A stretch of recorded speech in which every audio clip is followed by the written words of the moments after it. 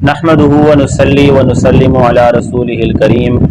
اما بعد فاعوذ بالله من الشيطان الرجيم بسم الله الرحمن الرحيم والعصر ان الانسان لفي خسر الا الذين امنوا وعملوا الصالحات وتواصوا بالحق وتواصوا بالصبر صدق اللہ العظیم۔ محترم ناظرین، آج ہم سورۃ العصر کی تفسیر کریں گے۔ اللہ تعالیٰ کا ارشاد ہے والعصر ان الانسان لفی خسر، قسم ہے زمانے کی کہ سارے کے سارے انسان خسارے میں ہیں۔ الا الذین آمنوا، سوائے ان لوگوں کے جو ایمان لائے، وعملوا الصالحات، اور نیک اعمال کرتے رہے، وتواصوا بالحق، اور ایک دوسرے کو حق کی وصیت کرتے رہے، وتواصوا بالصبر، اور ایک دوسرے کو صبر کی تلقین کرتے رہے۔ یہ سورۃ العصر ہے، اور سورۃ العصر قرآن کریم کی بہت مختصر سی صورت ہے، چھوٹی صورت ہے، مگر معنی اور مفہوم کے اعتبار سے اور تفسیر اور تشریح کے اعتبار سے انتہائی جامع صورت ہے، جو کہ صرف 3 آیات مبارکہ پر مشتمل ہے، لیکن انسانی زندگی کے تمام پہلوؤں کو اسلامی نقطہ نگاہ سے مکمل طور پر بیان کرتی ہے۔ اس سورہ مبارکہ کے حدیث مبارکہ میں بہت سارے فضائل مذکور ہیں۔ سیدنا عبید اللہ بن حسن رضی اللہ تعالیٰ عنہ فرماتے ہیں کہ جب بھی 2 صحابہ کرام رضوان اللہ تعالیٰ علیہم اجمعین آپس میں ملتے تھے، ملاقات کرتے تھے، تو تب تک وہ جدا نہیں ہوتے جب تک کہ ان میں سے ایک پوری سورۃ العصر کی تلاوت نہ کر لے۔ اور اسی طرح امام شافعی رحمہ اللہ تعالی سورۃ العصر کے بارے میں ارشاد فرماتے ہیں کہ اگر لوگ صرف سورۃ العصر کو ہی پڑھ لیں اور سورۃ العصر پر ہی عمل کر لیں تو صرف سورۃ العصر ان کی ہدایت اور کامیابی کے لیے کافی ہو جائے گی۔ اس سورہ مبارکہ میں اللہ رب العالمین قسم کھا کر ارشاد فرماتے ہیں والعصر، قسم ہے زمانے کی، پوری انسانیت خسارے میں ہے، اور اس خسارے سے صرف وہ لوگ مستثنا کر دیے جو 4 صفات کے مالک ہوں، یعنی جن لوگوں میں 4 صفات ہوں وہ اس نقصان اور اس خسارے سے مستثنا ہے۔ وہ 4 صفات کیا ہیں؟ یہ ہمیں بحیثیت مسلمان جاننا اور ان صفات کو اپنانا ہمارا فرض بنتا ہے۔ وہ 4 صفات اس صورت میں مذکور ہیں۔ پہلی صفت آمنو، ایمان، اور دوسری صفت وعملوا الصالحات، نیک اعمال، اور تیسری صفت وتواصوا بالحق، ایک دوسرے کو حق کی وصیت کرنا، اور چوتھی صفت وتواصوا بالصبر، ایک دوسرے کو صبر کی تلقین کرنا۔ قرآن کریم کا یہ بتایا ہوا نسخہ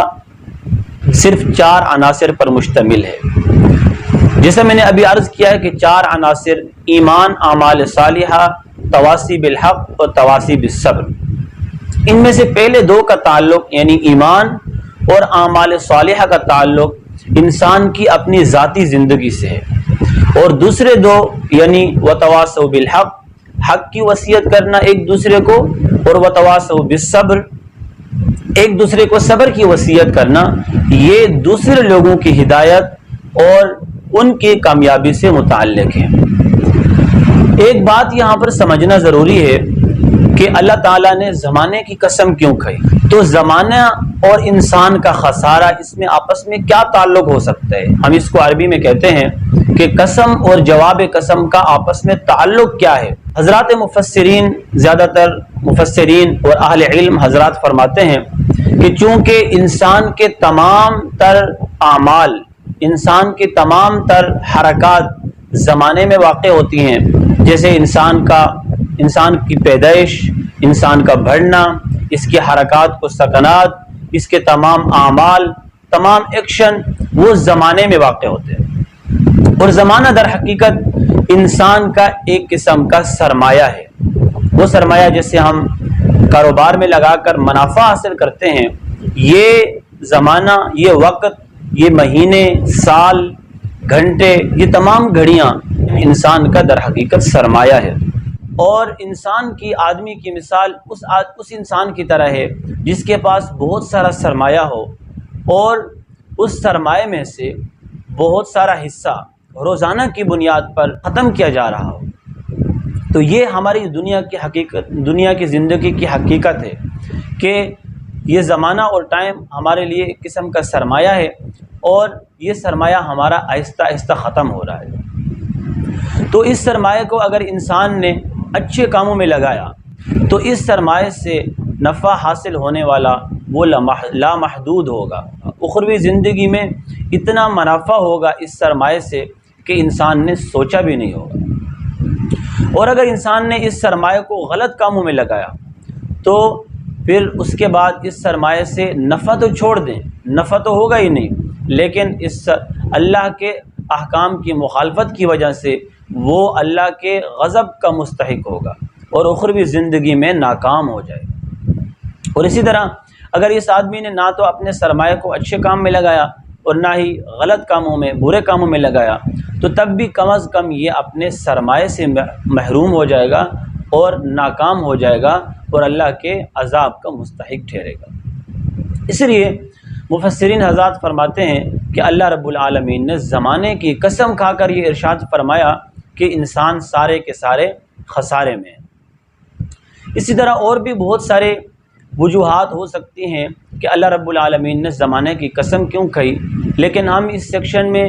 اس تفسیر کو مزید طویل نہیں کرنا چاہتے، اسی لیے ہم اب دیکھتے ہیں اس سورہ مبارکہ میں مذکور وہ 4 صفات کہ اللہ رب العالمین نے فرمایا ان 4 صفات کا مالک آدمی اس خسارے سے مستثنی ہے، اس کے علاوہ تمام لوگ، پوری انسانیت خسارے میں۔ جیسا کہ میں نے عرض کیا ہے کہ 4 صفات میں سے پہلے 2 کا تعلق انسان کی اپنی ذاتی زندگی سے ہے، یعنی ایمان اور اعمال صالحہ، نیک اعمال، ان دونوں کا تعلق انسان کی اپنی ذاتی زندگی سے ہے۔ اور آخری 2 کا تعلق انسان کی دوسرے لوگوں کی ہدایت اور دوسرے لوگوں کی کامیابی سے متعلق ہے، یعنی ایک دوسرے کو حق کی وصیت کرنا اور ایک دوسرے کو صبر کی تلقین کرنا، یہ دوسرے لوگوں سے متعلق ہے۔ آخری 2 کی تشریح ضروری ہے، پہلے 2 کی تشریح کی ضرورت نہیں ہے، اس لیے کہ ایمان وہ ایک واضح چیز ہے اور اعمال صالحہ، نیک اعمال بھی ایک واضح اور کلیئر چیز ہے کہ ہر مسلمان اس بات کا احساس کر سکتا ہے کہ اچھے اعمال کیا ہیں اور برے اعمال کیا ہیں۔ لہٰذا دوسرے 2 یعنی ایک دوسرے کو حق کی وصیت کرنا اور ایک دوسرے کو صبر کی تلقین کرنا، ان کی مختصر سی تفسیر ضروری ہے۔ تو محترم ناظرین،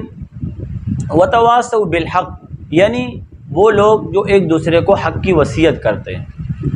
وتواصوا، تواصی، لفظ تواصی وصیت سے مشتق ہے، جس کا مطلب یہ ہے کہ کسی کو مؤثر انداز میں اچھے کام کی طرف بلانا، پوری صلاحیت کو استعمال کرتے ہوئے حکمت عملی کے ذریعے سے کسی کو اچھے کام کے لیے بلانا، اچھے کام کی طرف راغب کرنا۔ اور حق سے مراد ہے کہ صحیح عقیدہ، صحیح عقائد، غلط عقائد سے ہٹ کر۔ تو اس کا مطلب یہ ہوا کہ دوسرے لوگوں کو صحیح عقائد کی دعوت دینا، اپنی پوری صلاحیت استعمال کرتے ہوئے، اپنی پوری کیپیسٹی استعمال کرتے ہوئے۔ اور اسی طرح وتواصوا بالصبر کہ صبر کی وصیت کرنا۔ صبر سے مراد یہ ہے کہ برے کاموں سے روکنا۔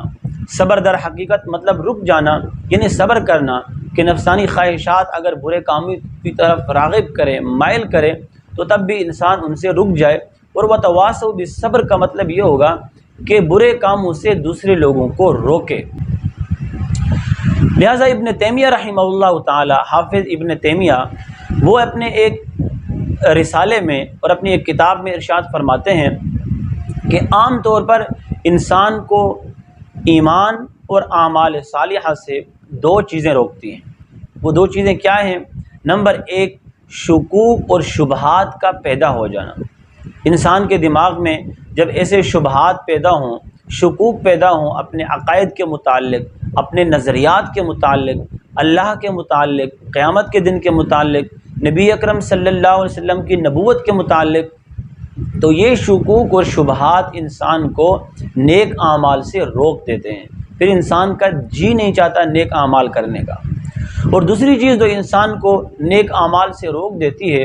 وہ ہے انسان کی نفسانی خواہشات، انسان کی اندر کی خواہشات پورا کرنے کا جذبہ۔ جب انسان کی خواہشات ابھرتی ہیں تو وہ بھی انسان کو نیک اعمال سے روک دیتی ہیں، اور وہ انسان بری خواہشات کو پورا کرنے میں اپنا وقت لگا دیتا ہے، اور ان بری خواہشات کی پورا کرنے کی نحوست کی وجہ سے انسان نیک اعمال سے ہمیشہ کے لیے دور ہو جاتا ہے۔ تو یہ دو چیزیں ہیں جو انسان کو روک دیتی ہیں۔ نفسانی خواہشات کے متعلق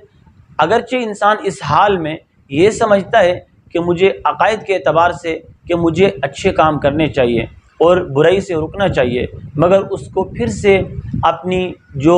بری خواہشات ہوتی ہیں، نفسانی خواہشات ہوتی ہیں، وہ اس کو نیک کام سے روکتی رہتی ہیں۔ وہ نظریاتی طور پر سمجھتا ہے کہ مجھے اچھے کام کرنے چاہیے، لیکن خواہشات اس کو پھر تنگ کرتی ہے اور پھر وہ اچھے کام سے ہٹ کر برے راستے پر چل پڑتا ہے۔ تو وتواصوا بالحق وتواصوا بالصبر، اللہ تعالیٰ نے یہ ارشاد فرمایا کہ ایک دوسرے کو تم حق کی وصیت کرتے رہو۔ کیا مطلب؟ کہ حق سے مراد عقیدہ ہے، اللہ پر عقیدہ، اللہ پر ایمان، قیامت کے دن پر ایمان، اللہ کے رسول کی رسالت پر ایمان۔ تو حق سے مراد یہ کہ ایک دوسرے کو حق کی وصیت کرو، یعنی ایک دوسرے کا، ایک مسلمان کو چاہیے کہ دوسرے مسلمان کے عقیدے پر محنت کرے، اس کے عقائد کو پختہ کرے، اس کے عقائد میں شکوک اور شبہات نہ آئیں۔ تو حق سے مراد ایک دوسرے کو حق کی وصیت کرو کہ عقائد کے بارے میں ایک دوسرے کو مضبوط کرو، غلط عقائد اور نظریات کی طرف مسلمان کو نہ جانے دو۔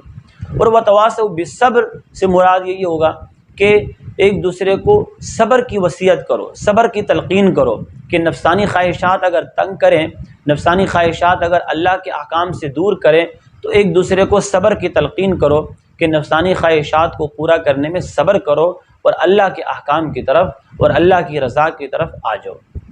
تو وتواصوا بالحق وتواصوا بالصبر کا مطلب یہ ہوگا کہ انسان ایک دوسرے کو حق کی وصیت کرے اور ایک دوسرے کو عقائد پر جم جانے کی محنت کرے